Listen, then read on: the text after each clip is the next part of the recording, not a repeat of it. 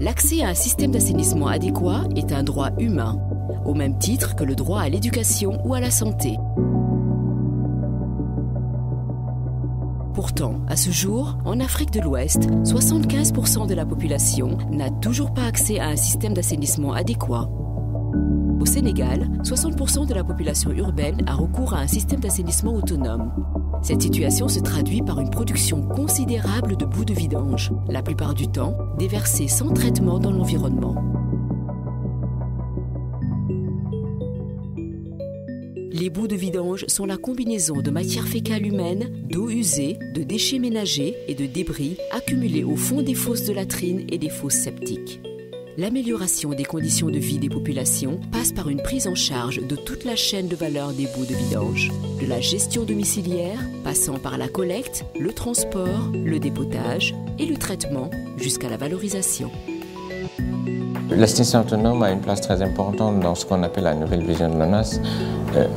Ça ne signifie pas que nous allons faire fi de ce que nous faisons depuis beaucoup d'années, ça veut dire l'assainissement collectif. L'assainissement autonome a une place très importante pour deux raisons. La première, c'est qu'elle intègre parfaitement les réalités de nos pays. La seconde, c'est qu'elle nous permet d'être plus proche des populations en termes d'investissement, donc d'atteindre le maximum de personnes. La troisième, c'est qu'elle est incontournable pour l'atteinte des objectifs de développement durable. C'est 2030, c'est demain. Donc il est au pilier de la stratégie de l'accès à l'assainissement des populations sénégalaises. Le secteur privé occupe une place importante dans la chaîne de valeur mise en place par l'ONAS.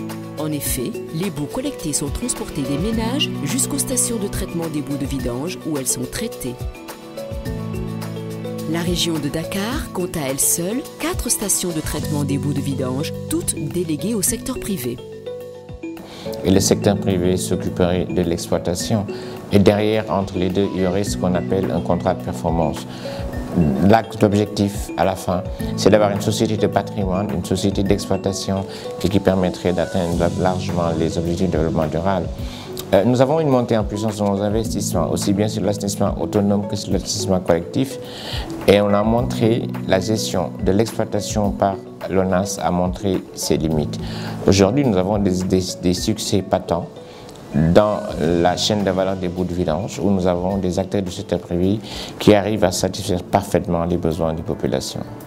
Convaincu de la rentabilité du secteur, le Sénégal a introduit des procédés de valorisation des sous-produits de l'assainissement autonome, transformant les boues de vidange en énergie, eau et engrais.